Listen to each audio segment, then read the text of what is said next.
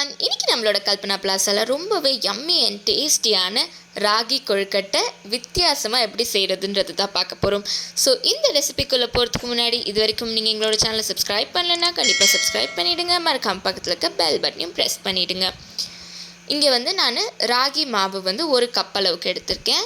So இந்த மாவை நல்லா ஜலிச்சு எடுத்துக்கோங்க. இதை நான் ஒரு பாத்திரத்தில் மாற்றி வச்சுக்கிறேன். அடுத்ததாக பார்த்தீங்கன்னா இதில் ஒரு டேபிள் ஸ்பூன் அளவுக்கு உப்பு சேர்த்துக்கலாம். தேவைப்படுற அளவுக்கு உப்பு சேர்த்துக்கோங்க. சேர்த்துட்டு நல்லாவே கலந்து விட்டுக்கோங்க. அடுத்ததாக இதில் ஒரு டேபிள் ஸ்பூன் அளவுக்கு நெய் சேர்த்துக்கிறேன். நம்ம நெய் சேர்க்கும்போது நம்மளோட கொழுக்கட்டை பார்த்திங்கன்னா ரொம்பவே சாஃப்டாக வரும்.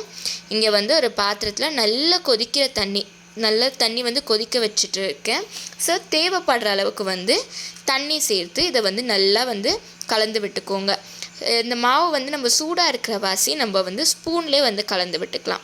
பாருங்கள், இந்த மாதிரி நல்லா எந்த அளவுக்கு நீங்கள் கலந்து விட்டுறீங்களோ அந்த அளவுக்கு நம்மளோட கொழுக்கட்டை பார்த்திங்கன்னா நல்லா சாஃப்டாக வரும். ஸோ இந்த மாதிரி நல்லாவே கலந்து விட்டுக்கலாம். இதை ஒரு 10 நிமிஷம் மூடி வச்சிடலாம். இப்போது இதோட ஸ்டஃபிங் பண்ணுறதுக்காக நான் இங்கே ஒரு கப் அளவுக்கு வெல்லம் எடுத்திருக்கேன். அது கூடவே 1 கப் அளவுக்கு வறுத்த கலக்காய், 1/4 கப் அளவுக்கு வெள்ளை எள்ளு. ஸோ இது மூணுத்தையுமே வறுத்து சேர்த்துக்கோங்க. இதை ஒரு மிக்ஸி ஜாரில் சேர்த்துட்டு ரொம்ப ஃபைனாக வேண்டாம், நல்லா கொஞ்சம் கொரப்பாக அரைச்சி எடுத்துக்கலாம். அப்போ தான் நம்மளுக்கு வாயில் கடிக்கும் போது ரொம்பவே டேஸ்ட்டாக இருக்கும். தேவைப்பட்டால் நீங்கள் இது கூட கொஞ்சம் பாதாம், முந்திரி அந்த மாதிரி நட்ஸ் கூட சேர்த்துக்கலாம். பாருங்கள், இந்த மாதிரி நல்லா கொரப்பாக அரைச்சி எடுத்து வச்சுருக்கேன். ஸோ இப்போ பார்த்தீங்கன்னா நம்மளோட அந்த ராகி மாவு இருக்கு இல்லையா, அதுவும் பார்த்திங்கன்னா நல்லாவே வெந்திருக்கும். இதை கை வச்சு நல்லாவே பிசைஞ்சு விட்டுக்கலாம். இப்போ நல்லா ஆறி இருக்கும். ஸோ கையை வச்சு நல்லா பிசைஞ்சு விட்டுக்கலாம். நம்ம எந்த அளவுக்கு பிசைகிறோமோ அந்த அளவுக்கு நம்மளோட கொழுக்கட்டை நல்லா சாஃப்டாக வரும். பாருங்கள், இந்த மாதிரி பிசைஞ்சு விட்டு எடுத்து வச்சுருக்கேன். எவ்வளோ சாஃப்டாக இருக்குது பாருங்கள். இப்போ அடுத்ததாக ஒரு பட்டர் ஷீட்டோ இல்லை பிளாஸ்டிக் ஷீட்டோ எடுத்துகிட்டு அதுக்கு மேலே பார்த்திங்கன்னா கொஞ்சமாக நெய் அப்ளை பண்ணிக்கலாம். நெய் அப்ளை பண்ணிவிட்டு நம்ம ரெடி பண்ணி வச்சுருக்க அந்த ராகி மாவு இருக்கு இல்லையா, அதுலேருந்து ஒரு சின்ன உருண்டை எடுத்துகிட்டு இது மேலே வச்சுக்கலாம். இங்கே பார்த்திங்கன்னா நம்ம மேஷர் இருக்கு இல்லையா, நம்ம உருளைக்கிழங்கெல்லாம் மேஷ் பண்ணுறதுக்கு வீட்டில் வாங்கி வச்சுருப்போம். ஸோ அந்த மேஷரில் தான் நம்ம இன்றைக்கி இதை பண்ண போகிறோம். ஸோ இதுக்கு மேலே இன்னொரு ஷீட்டில் இந்த மாதிரி நெய் அப்ளை பண்ணிவிட்டு நம்ம எடுத்திருக்க மேஷரில் இந்த மாதிரி ஜஸ்ட்டு ப்ரெஸ் பண்ணி விட்டால் போதும். சூப்பரான ஒரு ரவுண்டு ஷேப் பார்த்திங்கன்னா உங்களுக்கு கிடைக்கும். ஸோ கை வச்சு கஷ்டப்படாமல் கையில் தரட்டி கை வலிப்பட்டு அந்த அளவுக்கு கஷ்டப்படாமல் நீங்கள் ஈஸியாக இந்த மாதிரி மேஷரில் ரெடி பண்ணிங்கன்னா 10 நிமிஷத்தில் 100 கொழுக்கட்டை கூட நீங்கள் ரெடி பண்ணிடலாம். அவ்வளோ ஈஸியான ஒரு ப்ராசஸ். ஸோ கண்டிப்பாக இந்த டிப்ஸை ட்ரை பண்ணி பாருங்கள். ஸோ இப்போ நம்ம எடுத்து வச்சுருக்க அந்த ஸ்டஃபிங் இருக்கு இல்லையா, ஸோ அதிலேருந்து சின்னதாக ஒரு உருண்டை மாதிரி எடுத்துக்கலாம். இதை இதுக்குள்ளே வச்சுட்டு கொஞ்சமாக ப்ரெஸ் பண்ணி விட்டுட்டு இதை அந்த ஷீட்டோடு அப்படியே நம்ம க்ளோஸ் பண்ணிக்கலாம். இந்த கொழுக்கட்டை சாப்பிட்றதுக்கு ரொம்ப டேஸ்டியாக இருக்கும்.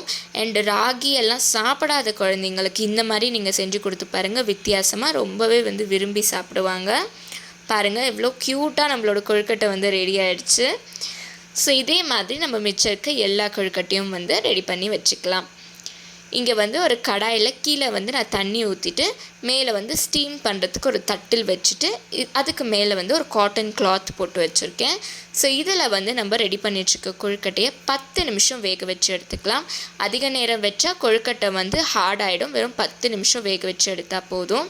இப்போ பாருங்கள், 10 நிமிஷம் ஆகிடுச்சு. நம்மளோட கொழுக்கட்டை ரொம்பவே சூப்பராக வந்திருக்கு. எவ்வளோ ஷைனிங்காக இருக்குது பாருங்கள் அதோட டெக்ஸ்சர். நான் சொன்ன டிப்ஸ் எல்லாம் நீங்கள் ஃபாலோ பண்ணிங்கன்னா கொழுக்கட்டை ரொம்பவே சாஃப்டாக இருக்கும். மறுநாள் ஆனாலும் கொழுக்கட்டை ஹார்ட் ஆகாமல் ரொம்ப சாஃப்டாக யம்மி அண்ட் டேஸ்டியாக இருக்கும். இப்போ நம்மளோட ராகி கொழுக்கட்டை ரொம்பவே சூப்பராக ரெடி ஆகிடுச்சு. இது மட்டும் இல்லைங்க, இதுக்கு முன்னாடி என்னோடய சேனலில் நான் நிறைய கொழுக்கட்டை ரெசிபீஸ் அப்லோட் பண்ணியிருக்கேன். தேவைப்பட்டால் செக் பண்ணி பாருங்கள். இப்போ பாருங்கள், நான் ராகி கொழுக்கட்டை உங்களுக்கு பிரித்து காமிக்கிறேன். அவ்வளோ சாஃப்டாக இருக்கும் இந்த கொழுக்கட்டை. ஸோ கண்டிப்பாக உங்கள் வீட்லேயும் நீங்கள் ட்ரை பண்ணி பார்த்து என்ஜாய் பண்ணுங்கள். இது மட்டும் இல்லைங்க, இதுக்கு முன்னாடி எங்களோட சேனலில் நாங்கள் நிறைய ரெசிபீஸ் அப்லோட் பண்ணியிருக்கோம். இது வரைக்கும் பார்க்காதவங்க கண்டிப்பாக பார்த்துருங்க. இந்த வீடியோ உங்களுக்கு பிடிச்சிருந்ததுன்னா கண்டிப்பாக கல்பனா பிளாசாக்கு லைக் பண்ணுங்கள், ஷேர் பண்ணுங்கள், சப்ஸ்கிரைப் பண்ணுங்கள், மறக்காமல் கமெண்ட் பண்ணுங்கள். Stay tune with the channel for upcoming videos. See you, tata, bye bye.